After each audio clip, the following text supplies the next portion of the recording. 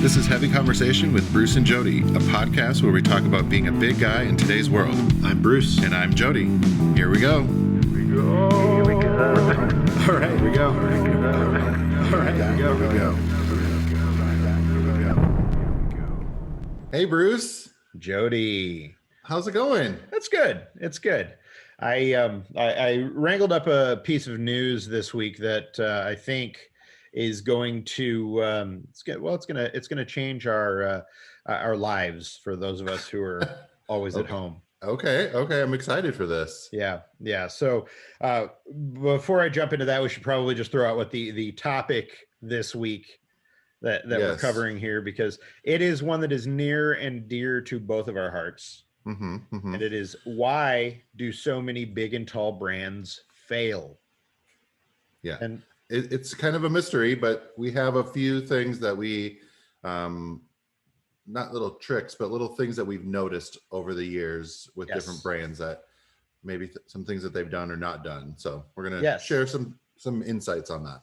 Yes, it is a mystery, but luckily you're listening to the Big and Tall Detectives and we've got this down. Ooh, I like that. Maybe we could start a true crimes podcast. Those are really popular. I don't know.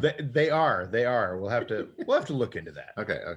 All right. So right into the news. We're gonna start with this. So you've heard of the company Bosch. They make a lot of like home electronics and all sorts of different things. Bosch has been around for a long time. Well, they have created something. It's going to be out soon that is going to change the game for those of us who are stuck at home. It's called the Bosch Fresh Up.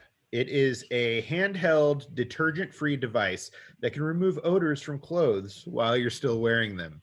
So if you're listening to this and you're on your eighth day of those joggers, this might be your product. The Bosch Fresh Up. So it looks like a case, like a sunglasses case is what Gizmodo says. It says it's like a glowing case for a pair of sunglasses, but it's actually a battery-powered portable device that uses room temperature plasma. It's a gas with some of its molecules or atoms missing electrons, to break down the molecules responsible for the smell of dirty clothing. So it's like a lint brush. It can be dragged across the garment, and it won't cause damage, and it won't leave it wet or damp, so it's immediately ready to be worn.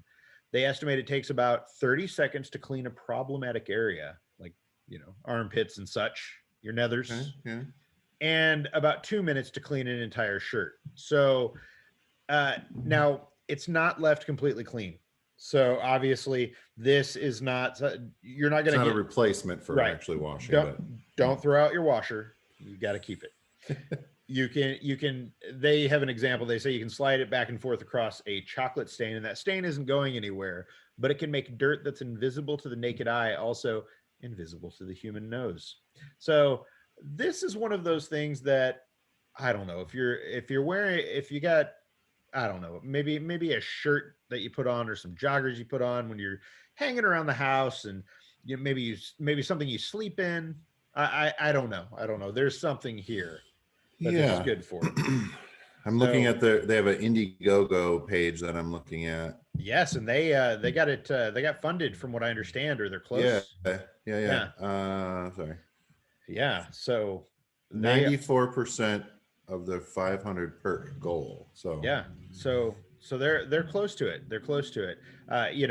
Not that Bosch needs Indiegogo money to make this work, but apparently this is one of those things where they're trying to be sure that it's going to be,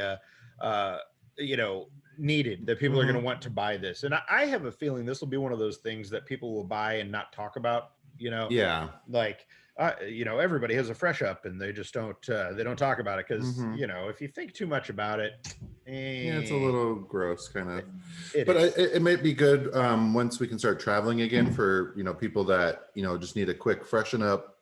You're traveling a lot or whatever, business people or whatnot, or like you said, we're just maybe need a quick freshen up on your shirt or whatever, maybe for your Zoom call or something. I don't know. I'm not quite sure I understand the technology, but I'll have to read this and the power of plasma, which I don't know. I'm like, what?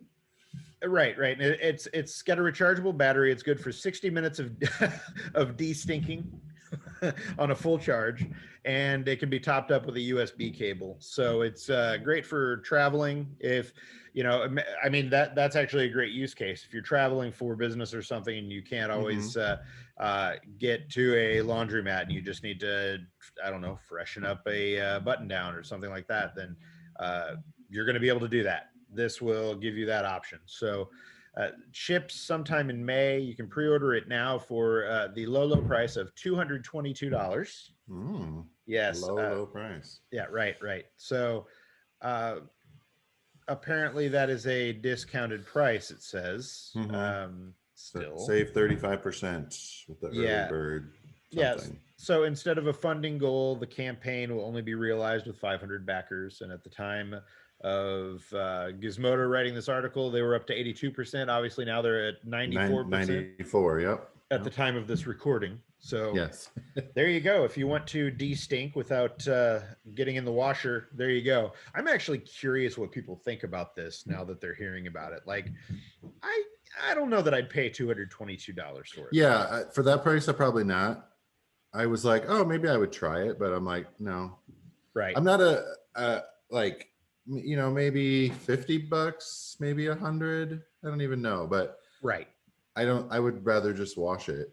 I don't under 100. Under 100 is where I would probably be comfortable. I mean, I don't even know, like $85. No, probably not. I'm just like, I don't know. Well, if you're planning on getting one, or if you're one of those early backers, let us know. We want to know. Maybe we're missing something here. I'm gonna have to watch the videos later. Yes. So that is all the news that I have. Do you have anything? Or I don't really. I am kind of been caught up in that big ship that's stuck in the Suez Canal.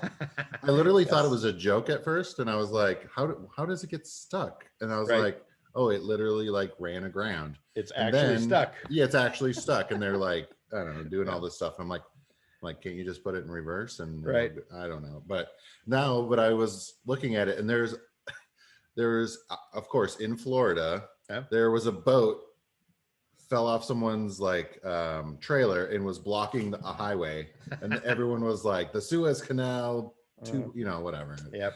But I just thought it was kind of funny. I'm worried about import and export stuff, so I don't have an order out there right now, but it's like it's backing up lots of stuff right now, so it's crazy. There's already a shortage of things. There's already supply chain issues, and now there's a big boat blocking the way. Yep. It's just like, okay.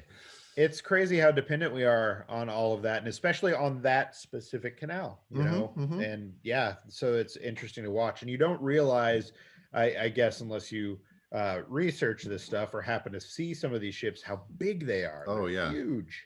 So one container is huge. Right. Like you see them like wherever they're like on the back of a truck, and then they've got thousands of those on the I'm just like, oh my god. Right. It's crazy. Ugh. Yeah. All right. Anyways. Well, beer time. Woo! So I had mentioned a couple weeks ago that I went out and picked up a bunch of beer from a place that you had recommended I go. And I went to this place, and it was like a beer wonderland. And I wanted to make sure that most of the beers that I got were from countries or at least states, regions that I had not tried beers from. Okay. So today's beer comes to us from Israel. Ooh, nice. Yes. So Netanya, Israel. And it is called Maccabee. What is that? All malt? Yeah, all malt. See, in the camera, it's backwards for me. So hopefully when this comes out, it's not actually. But fine for me.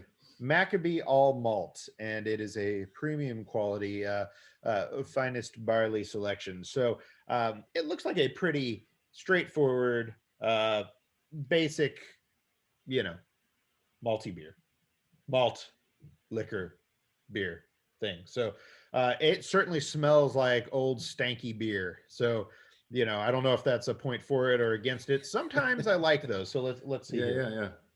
Doesn't have much descriptors in here Oh, on the Untapped. oh man, that is that's straight swill. Woo, man, that's if you Okay. want a real basic old school beer, I mean, that's what this is. And I'll tell you, I drink a lot of beers that are not the basic thing. So, um, you know what? I'm all right with this. I'm all right. Okay. Mm-hmm. Mm-hmm. Oh man, 5% alcohol. Uh, I'm premium quality. It reminds me of when I was, when I had just turned 21 and I'd buy like Old English and Yeah. it's definitely right around there. It's that kind of funky. I would say it's a little more quality, not quite as haggard as those. Those beers, some of those beers are rough. So, So I did find a little descriptor. It says smelled skunked, mhm, very malty with no notable hop bitterness, agreed. semi-sweet, full-bodied with lighter carbonation. The aftertaste is similar to a Kolsch. Overall, this is Yeah, better than expected given the smell. it is. It is a little Kolshy at the end. That's surprising. I didn't really connect that, but yes, I get that. It's This is not one that I would drink regularly. I think this is probably a one and done for me. Yeah. I'm glad to add it to the list, but it's as far as I'm going to go. So, Yeah, well, like you said, it's nice. It's fun to try something from somewhere different, yes, yes. So I'd be curious to try other Israeli beers and see They what else actually there is. that brand has a bunch of different ones. When I was looking it up in Untapped, there was all kinds of them. I was like, wait, what? So it makes me wonder: is Maccabee like I a? think that's the brand. Yeah, yes, but I wonder if it's like one of those. Is it like like a low quality, beer brand, or is it Oh like yeah, their okay. Budweiser? Is it like, I'm always curious about that with different countries. So Yeah. yeah, well, we'll see. Maybe I'll try a different Maccabee next time. Yeah. Yeah. Well, I have I think I got this from a local bottle shop just down the street here. Oh, It's called Breathing Conversations. So it's got a big quote on here that oh wow, I won't read. It's a really long one. But it is a collaboration from Modest Brewing in Minneapolis and Finback Brewery in Queens, New York. a It says it's a New England IPA brewed with Pilsner malt, flaked oats, hopped, and double dry hopped with our hand-selected Citra Cryo, Mosaic, and Mosaic Cryo. nice. I think it's a sort of like a BLM collaboration. There's a bunch of different breweries that are doing Right. this collaboration. It has a big thing about Black, Indigenous, people of color, stuff that's going on right now. So Kind of like the Black is Beautiful yeah, exactly. collaboration. There's a bunch of different collaboration or breweries that are collaborating on these. A Okay. global conversation about race, injustice, and equality to be the change we seek. Nice. So Awesome. All right. Well, the last cryo hopped beer that I had was intense, to say the least. yeah, this. Let's see. Let's see. What do you think? He's drinking it, folks. Here we go. His hair just caught on fire. Ooh, yeah. Well, Strong? actually, Yeah. Yeah. that is, Flavorful? yeah. I'm like, it is pretty hop forward, but I don't know how to describe that. Huh. Wow. Citrusy. Yeah, it's like, oh yeah, grapefruity. I'm like, There what is we that? go. It's like a bitter, but it's also sweet at the same time. What's Sounds that? good. That hoppy punch to the face. Mm-hmm. Yeah. Well, nice. That Nice. double dry hopped, I'm not always a huge fan of, but I think there's enough hazy juiciness in there that it calms that down. Interesting. So 6.8 alcohol by volume. Nice. And the IBU is not on here, but it's good. I like All that right. one. Well, hey, there we go. You got yourself a good one. And what's the name of it again? It's called Breathing Conversations. Nice. Okay. Awesome. And there's a bunch of different Nice. ones in there, so I had to get this one. Is from the Modest Brewing Company and the Brewing Change Collaborative. Okay. Nice. Take part in the conversation. # Breathing Conversations. All right. Perfect. Whew, that's got a bite. Yes. We're All checking right. in on Untapped. Sorry, a little pause. Same. I know. We're both I know. doing it at We're the same time and then trying not to, talking. yes, trying to do it. Yeah, it's you got to track your beers, and if you're new to the podcast and you never heard us talk about Untapped, then you've been skipping the middle. Right. And what we can tell you is that Untapped is a beer tracking app, and when you drink as many interesting and varied beers as Jody and I do, then it's very important that you have an application that tracks those, because I certainly don't remember what I drank back in 2012. So luckily Untapped does, and you can find our Untapped list, the beer list, at Untapped. It's Heavy Conversation Beer List, and Jody updates it weekly. Mm-hmm. I just updated it right now, so go check it out. You can see all the different beers that we've been drinking and try and grab a couple yourself. There you go. All right, and now for today's event, the thing that we've all gathered here to talk about: why do so many big and tall brands fail? And so for me, this is an interesting one, because through running a website that talks about big and tall style and fashion resources and all that, you get a lot of pitches from individuals, companies, different brands that are getting into this space. People who want to offer something for the big and tall customer. And over the years, I've seen a lot that have come up and that have tried to make it work. And I would say there are a lot of those that haven't made it. And we want to talk about why they haven't made it. It's as far as I think along the lines of this, we'll be able to talk about what needs to be done in order to make it work. And we've covered some of these things in the past before, but right now, one of the things that I'm seeing is, we're here at spring 2021, and I'm seeing a lot of companies that are starting to reach out that are they're starting new initiatives. They are starting big and tall brands, or they are expanding their current offerings to extended sizes, and that's great. We want that, but there are a lot of things over the years that we have both noticed. That, a lot of brands don't do, and it makes them fail. So we're going to talk through some of those today, and hopefully if you're thinking about starting something and you're listening to this, then you can look at ways to not make those mistakes. Yeah. I mean, even at Bearskin, we've been doing it now, 2015. So like 5-6 years now. So we've been chugging along, we definitely making mistakes here and there. So it's not that you can't stumble and make mistakes, but it's also about learning from those mistakes and taking what people are doing successfully and building on that and tweaking it for your own brand or whatever. But I think one of the main reasons that a lot of companies fail is that they don't actually promote the fact that they're doing or specializing in big and tall. We aren't seeing the use of big models, or we're not, you're not actually just putting it out there to people and saying, hey, we now offer big and tall, or we are big and tall. These are the sizes we go up to, and actually going up to, 5 or 6X, like actually doing big and tall, 2 and 3X. Okay. That's okay.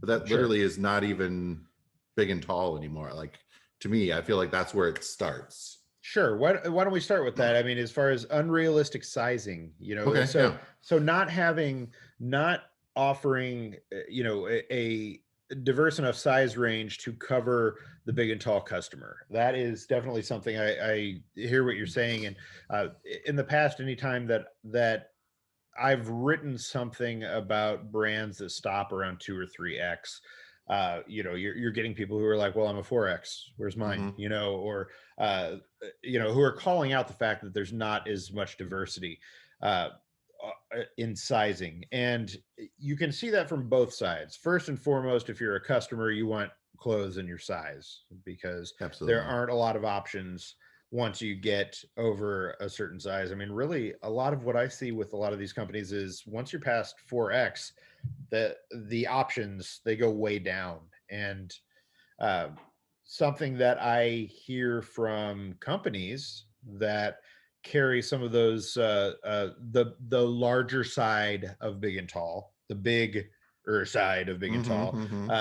They say that they don't sell as much of that product. Now, there are a lot of reasons for that, and I think we're going to get into a few more of these as we go along. But not covering your sizing, not having that size range is a big part of it, and also not being realistic about, what is a 3x. Well, how does that fit? What is that actually? It's like making sure you have a real size guide. And I mean, maybe you can talk a little bit about that, like how, it's not the same everywhere. Sizing is not universal. So making sure that you're doing it right is super important. Yeah. I mean, every brand, I mean, I'm not sure how technical I should get or whatever, but you start with like a base size and then you either scale up or scale down. There's like a fit size. So big and tall brands need to start on the higher end with their fit model or their fit whatever. And actually not just scale up or down, because you're not just adding inches in length, like the first time we did our scaling, like it was so bad for bearskin, and like we got this pair of underwear that was literally like just, and we're like, okay, just what? huge. Yeah, I'm like, okay, Right. but it's not even like that is not even a person's sizing, like the way Sure. that it was too long, or so you got to really be tweaking that and having people actually try it on, so you can't just take like a medium or a large, which is normally where companies are there. That's where their starting point is. And then scale it to a 6X. It like just won't. Bodies expand in different ways. Yeah. It just won't work that way. Yeah. And bodies are big in different ways. Like we definitely at Bearskin had this issue where some guys have really big thighs. Some guys have really big butts. Some guys have no butt. Like some guys, it's just like you can be big in different ways, the way where you carry your weight. Sure. So there's a lot that goes into that, and it's sometimes at a certain point you got to be a brand. You can't be a brand for like everybody. Sure. Literally, like you have to find your spot and kind of that's kind of what we've done at Bearskin. Like there's people that are like, oh, I wear my underwear up on my belly, and I'm like, well, our underwear maybe isn't the best for that. Like, sure. So sure. you so just knowing gotta, that, you just got to be like, well, yeah, there are other options out there that might work better. Yeah. You just gotta, but that's the big thing is like having a fit model that's bigger. That's where you need to start with, and then tweaking those size adjustments up or down. Right. Because it can't just be like, it's always going to be 2 centimeters longer and then 4 centimeters wider just every step of the way, because then you get this crazy weird shaped pair of underwear coming out. Right.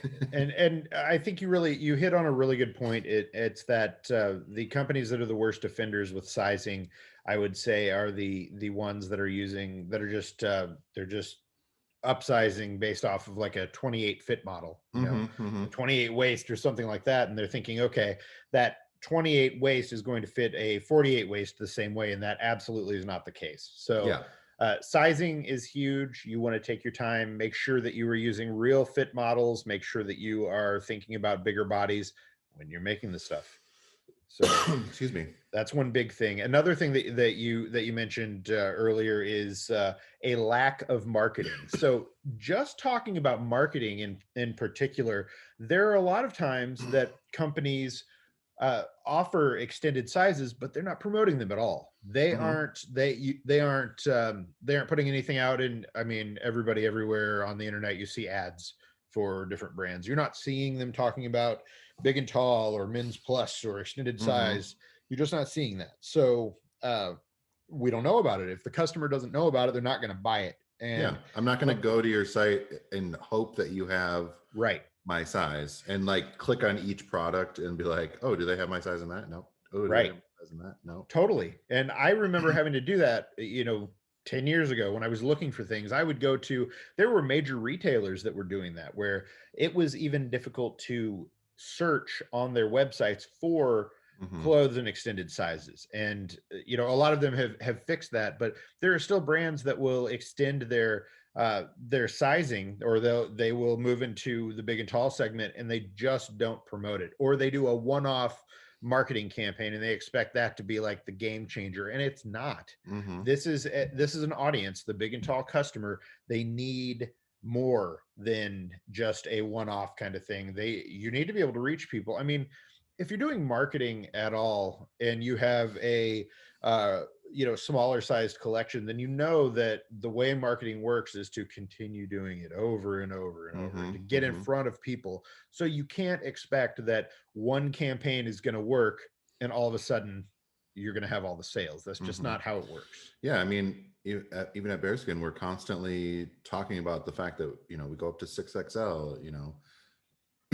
It's a pretty much everyday thing, um, and we get new customers all the time because of Mhm. that, and we're always pushing that fact. So I Right. mean, it seems like for me, it seems like a no-brainer thing to do, Right. and I think we may have talked about this on a different episode, but I feel like some of the brands are not wanting to alienate their base customers, Mm.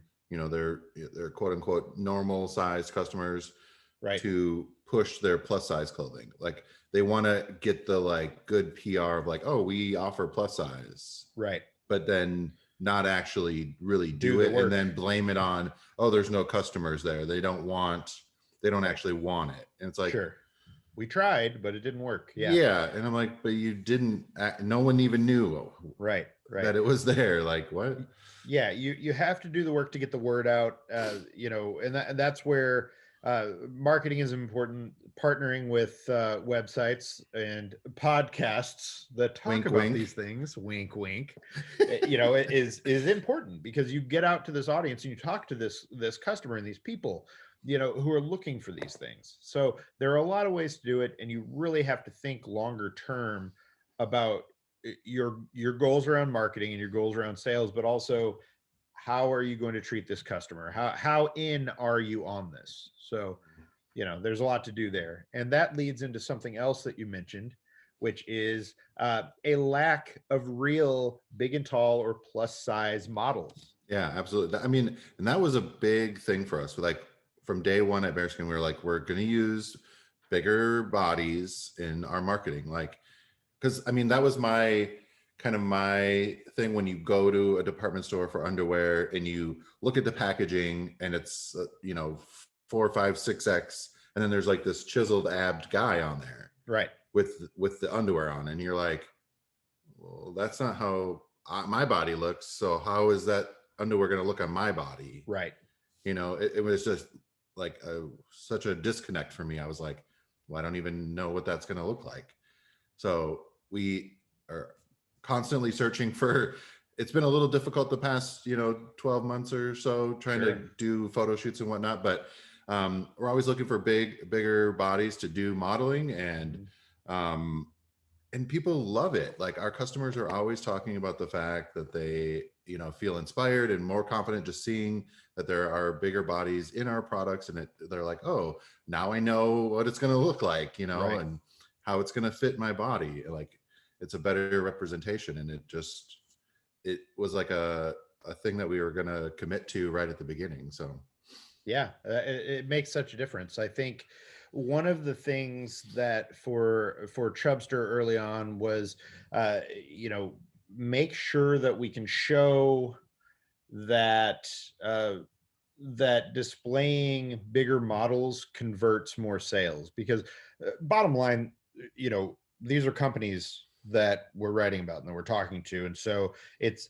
they are looking at the money that can be made on these audiences. So being able to show that if a bigger model is featured wearing the clothes or using the products that a company wants to promote, that they sell more, that the conversion rates are better, and basically that means that you can have less people see a product, but more of them will buy it which is a great thing. And that is something that that every company is trying for. They want better conversions. They want to sell more product. And if they can do it this way that's more focused, then great. And that was one of the things that really for Chubster really made a difference, was being able to show that kind of thing, and being able to show how partnerships worked, and having actual concrete numbers, being able to say that, okay, there's something obviously here that that this customer wants, that a big and tall guy is looking for, and we want to see ourselves reflected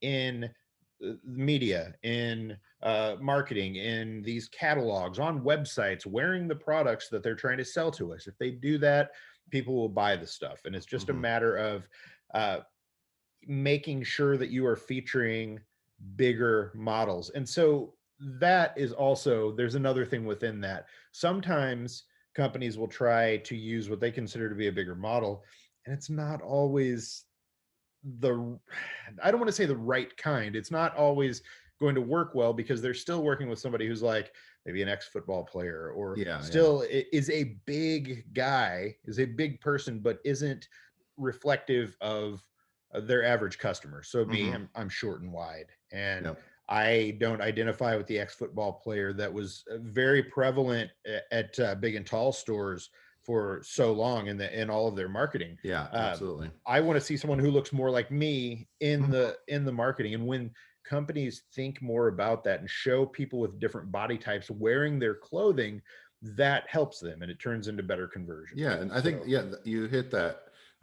It's the very like different bodies, because you can have the football player guy, but you also need the short and wide guy, and then you need the big and wide guy to show, because when you just have that one body type, it doesn't, I don't know in relation to anything else, how big is he really? Like, I don't know, like he's just one person by himself, 6 foot something, 200 and something pounds, or whatever. But it's like you need to have the short wide guy, the big wide guy, the different body types to show me that, oh, okay, I see that you offer the different options. Totally. And I think that leads into, there are a lot of other things, there are a lot of details that we could jump into with this, but the last kind of big thing that I have on my list is not understanding your customer.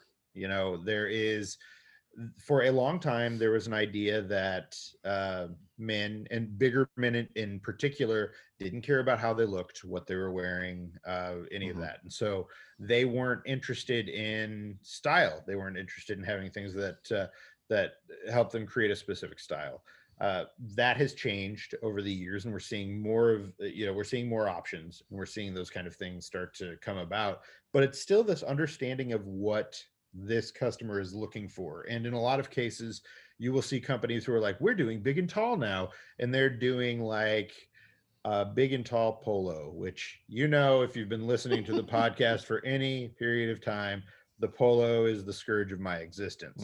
But it's about, offering different options, different styles, making sure that you have the same kinds of things that you're offering, more mainstream sizes, but in extended sizes. And absolutely. It's understanding what this customer is looking for. It's talking to them. It's understanding the details about clothing. How should something be constructed? What is going to work to make this thing look better? There's just so much, and it's really taking the time to understand that, looking at what's out there on the market that's worked, and maybe what hasn't as well, and just kind of going from there. If you know your customer, then you're going to have a much better chance of making this work. And that's not saying you're not going to mess up. I mean, like you were saying early on with bearskin, you learn as you go along, and it's about being smart. Yeah, it's absolutely about being smart and knowing who your customer is, and that can change as you go. We constantly are doing, they're like, they call them customer avatar things, where you drill down and figure out who is the guy, because you can't market to everybody. You have to find a person. Like, Bruce is my guy. What does he do? He married with kids and likes beer and whatever. Like, you got to figure out, what is he doing, so that you can figure out what clothes is he going to be wearing when he's doing that. Right. You know, there's a whole thing about lifestyle and what are they doing, and yeah, there's a lot to it, and you know, it really pays off to do that work, and it can seem very daunting at first because it was very scary for us. Like, I don't know which guy am I going after? There's so many people out there. Well, right. You got to kind of pick a couple and be like, okay, well, this is our bearskin guy, and he does X, and he enjoys doing what, you know, whatever, and then that leads into your marketing. Like, what's he going to be doing in your product? So show your models doing those things, you know. Right. And don't play into stereotypes. It's very easy to play into the stereotype of the lazy fat guy who wants to watch football all day, or who's into, you know, manly things. I get a lot of pitches on manly things. Yeah. I mean, from, you know, different kinds of subscription boxes to, you know, power tools to colognes to, I mean, all these things that are made to be manly. And yes, that is a thing. There is a segment there, but that's not it. And that is especially important to stay away from these stereotypes when you're looking at, you know, big and tall or bigger guys. I think what is considered masculine in 2021 is probably very different from what it was just, you know, 5, 10, 15 years ago, whatever. Yeah. And so it's a matter of really, again, understanding your audience and not just leaning into one thing. I mean, if the whole man culture thing is going to be your shtick, then great. That can work. It works for people, yeah. But long term, that's if you're trying to build something that's got legs and that's going to grow and is really going to work, you know, don't alienate a big piece of your audience. Yeah, because for some people that really is off-putting, and like, so yeah. So there we go. I think that those are some of the, you know, overarching bigger concepts that we see a lot of. We see a lot of brands making those same mistakes repeatedly, and it's like they don't understand why it's not working. So hopefully this has helped at least one brand or one person understand what they should do to be a little bit more successful and bring us more big and tall products, clothing, whatever that we want to wear. Right. And if you're a customer of big and tall clothing that is listening to this and saying, yes, this is it. If there's something that you feel like should be added to this list, let us know. Hit us up at Heavy Convo everywhere on social. So we're all over. You can also find us on our website, which we got to throw out there, heavyconversation.com. Be sure to check that out. Lots of really all of our old podcasts, all of the old episodes, all that good stuff. So check it out. Tell us what you think. What should big and tall brands, retailers, designers be doing, be thinking about that they aren't right now? We want to know. Awesome. All right. Thanks, Bruce. Thanks, Jody. See you next week. Bye, everybody. Bye-bye. Thanks for listening to Heavy Conversation. Be sure to like and subscribe on iTunes or wherever you get your podcasts.